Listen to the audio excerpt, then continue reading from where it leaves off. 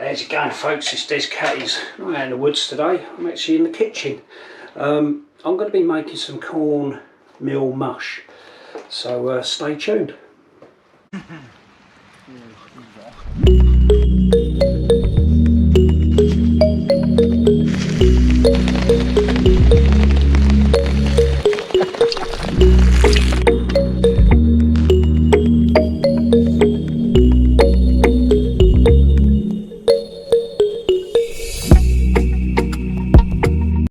Now I'm heading out tomorrow just for probably a morning out in the woods, and if you're a reader like myself, okay, a short time ago I read a book called Cattys County or Cattys Country, and in there they were talking about different sort of recipes and rations they use, and you know, blah blah blah. And one thing they talked about was this cornmeal mush.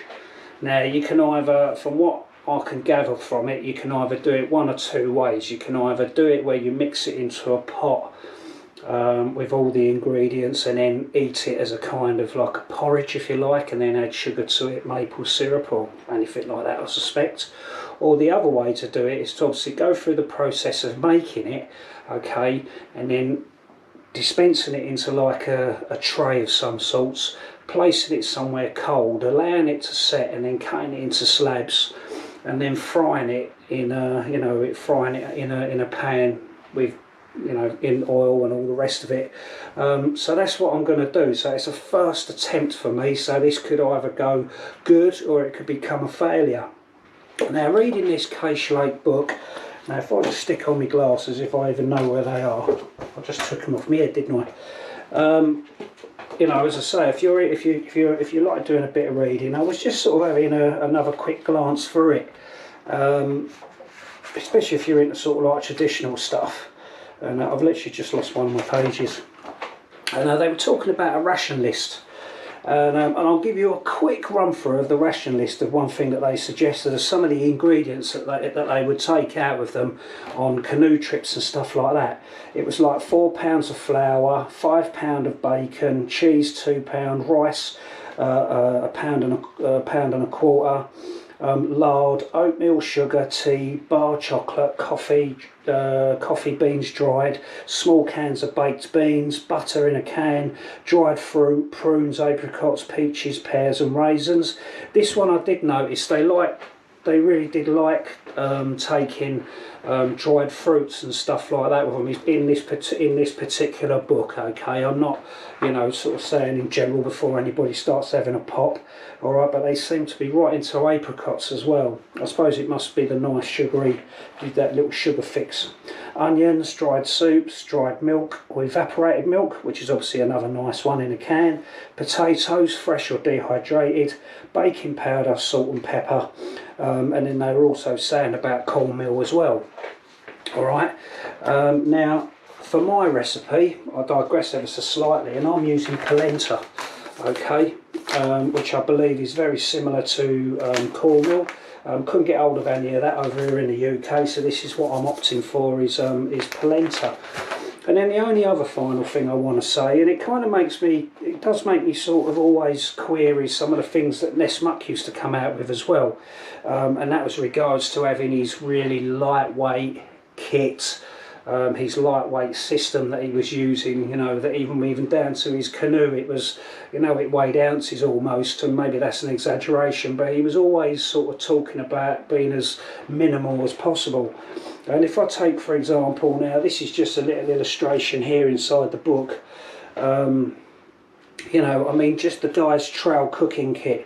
He's got a tin plate, he's got 2 tin pails, he's got a bowl and a cup, he's got, excuse me, he's got a knife, fork and spoon, plus another spoon, and it looks like a cutting tool, a Bowie knife or something like that.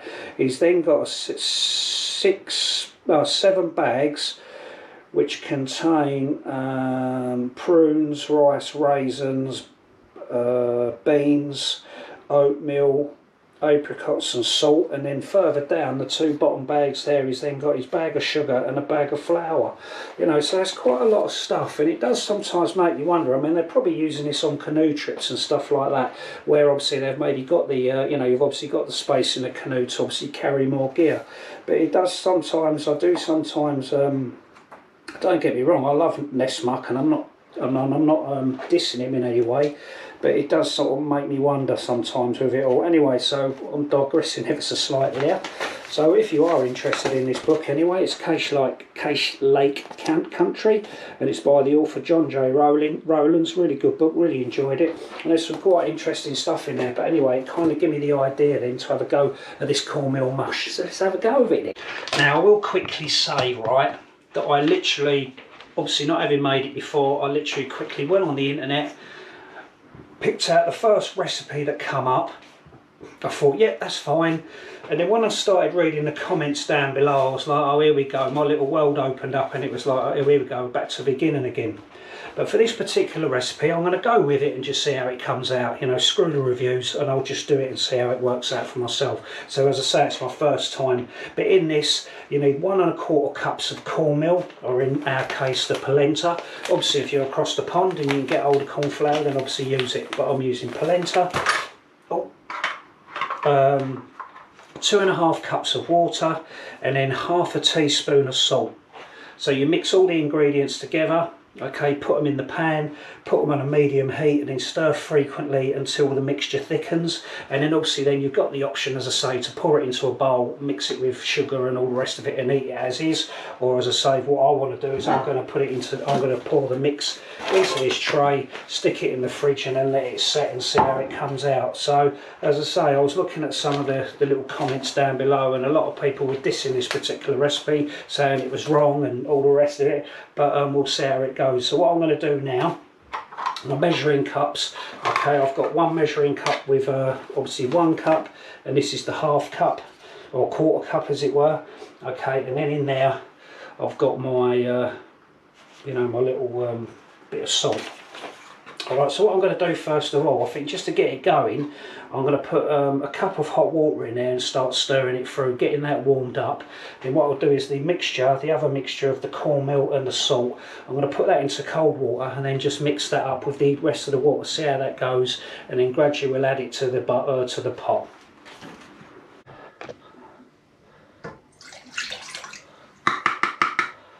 Alright, so that's the 1 cup of water, and we'll stick that on a medium heat and get that going.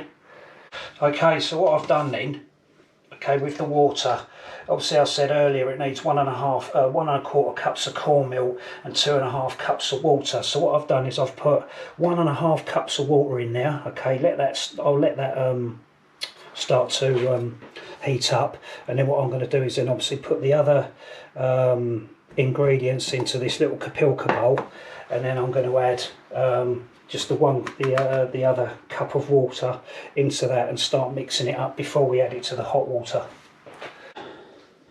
Right, so here's the 1 cup then, we'll stick that in there. I'm not even sure that little bowl's going to be big enough, but we'll give it a go anyhow. And then I've got the 1/4 cup here just to add the other amount. As I say, I'm cooking this quite blind really, obviously never having done it before. And then we'll add the salt, and then finally the last cup of water. Right,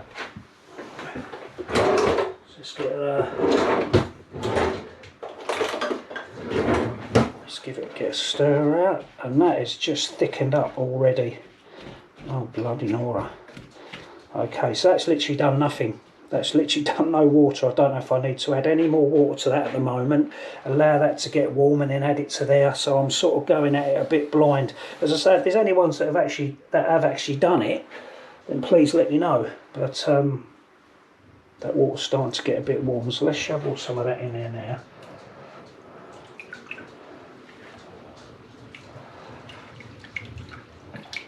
Obviously it's not lumpy. Actually it dissolves quite easy actually.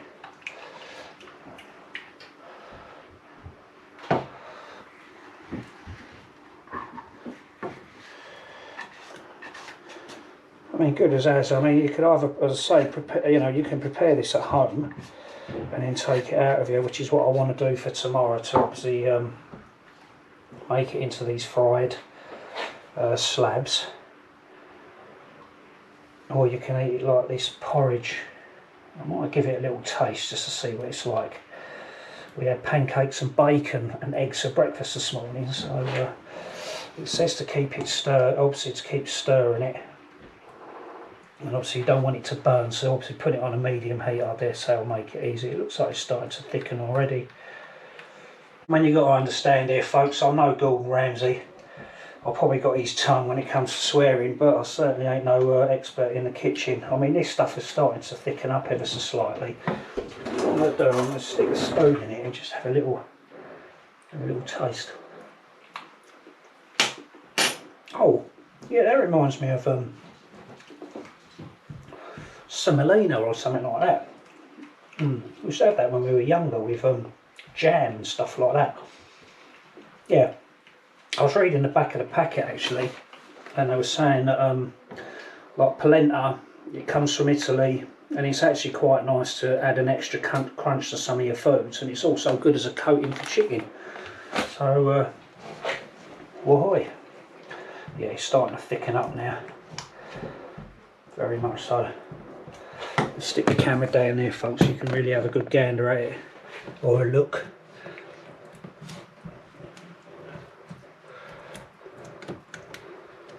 So yeah, it has got that sort of smell. I mean, I imagine it to be really nice with maple syrup or honey or something like that, which is obviously what they discuss in the book. And I imagine you could obviously be nice to mix up some dried fruits in there as well. Right, I think I might leave it at that. So let's turn the hob off. Alright, as I say, we're not going to have it as a, I'm not going to have it as a, I'm not having it as anything other than sticking it in the oven now. So let's shovel it into here.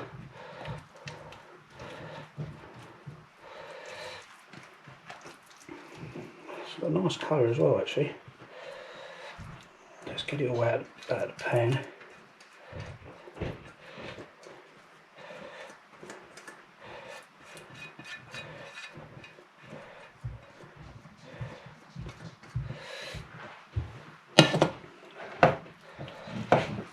Maybe that pan's a bit too big. I'm not that bothered because it'll obviously come in handy when I when I stick it in the fridge, and then obviously cut it down to be fried. Right, folks, so there it is. Now, you know, I don't know now. I mean, would you be able to add blueberries to that? Maybe some nuts or something like that. You know, am I thinking out of the box? Am I thinking out the, you know, my comfort zone there? Would that be a good idea? I really don't know. As I say, it's my first time me cooking this. I mean, I've obviously heard it being mentioned. I've obviously read it in different books and stuff like that. And it's something I've always wanted to. It's something that I wanted to try. So obviously now I've done it now. So we'll see how it comes out. I'll stick that in the fridge, allow it to cool, and then my plan is then to take some of it out tomorrow, obviously cut into bits, and I'll fry it and probably have it as a brunch and see how that goes.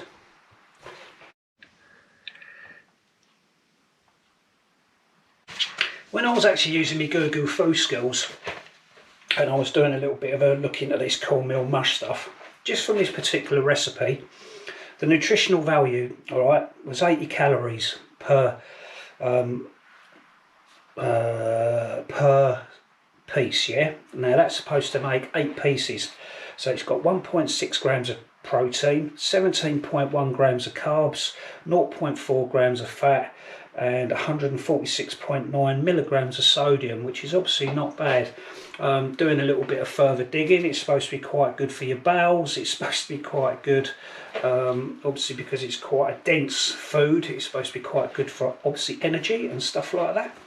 Alright, so combined with honey and all the rest of it, and if you can add some fruits to it, or even maybe a bit of bacon, even if you just cook it in the oil or fry it in the oil that you've had your bacon in, that'll probably give it a nice taste as well. Alright folks, so there it is. Alright, so that's me.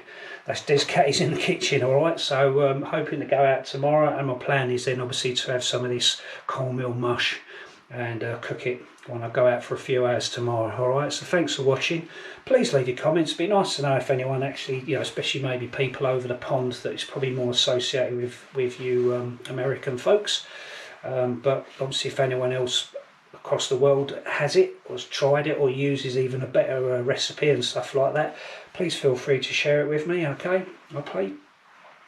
Please subscribe to the channel, please like, please share, you know what I mean, do what you like really. But thanks for watching and take care, and I'll see you in the next video.